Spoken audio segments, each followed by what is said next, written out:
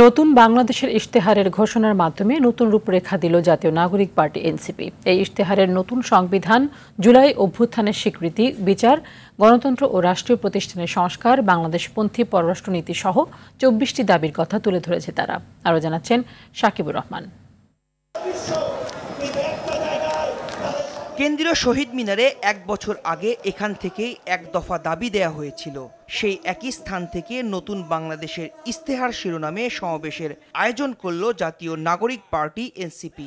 সমাবেশে যোগ দিতে শহীদ মিনারে মিছিল নিয়ে জড়ো হয় দেশের বিভিন্ন প্রান্ত থেকে আসা নেতাকর্মীরা। নেতাকর্মীদের স্লোগানে মিছিলে মুখর করে তোলে সমাবেশস্থল। উপস্থিত ছিল জুলাই গণ অভ্যুত্থানে শহীদ ও আহত পরিবারের সদস্যরা। কেন্দ্রীয় নেতারা নতুন বাংলাদেশে তাদের আকাঙ্ক্ষার কথা জানান। কেউ যদি ভয় দেখায়, কেউ যদি হুমকি দেয়, আপনারা পিছু হটবেন না। আমরা জানি এলাকায় এলাকায় আপনাদেরকে বাধা দেওয়া হচ্ছে। এই বাংলাদেশে যেমন ইসলাম ফোবিয়ার জায়গা হবে না, ইসলাম বিদ্বেষেরও জায়গা হবে না।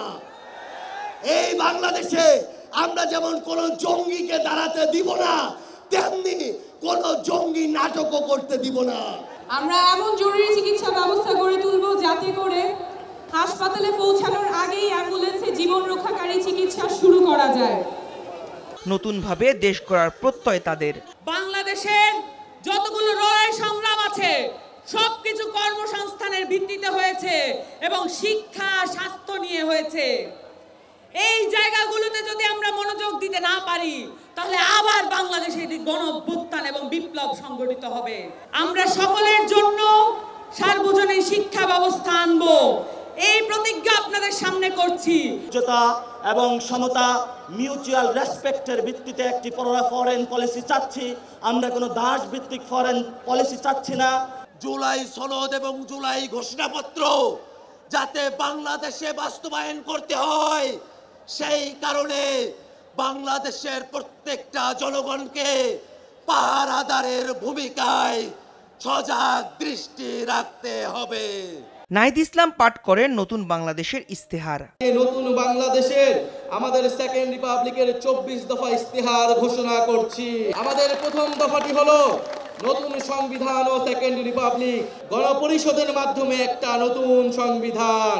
আমাদের দ্বিতীয় দফাটি হচ্ছে জুলাই গণ অভ্যুত্থানের স্বীকৃতি ও বিচার, রাষ্ট্রীয় প্রতিষ্ঠানের সংস্কার।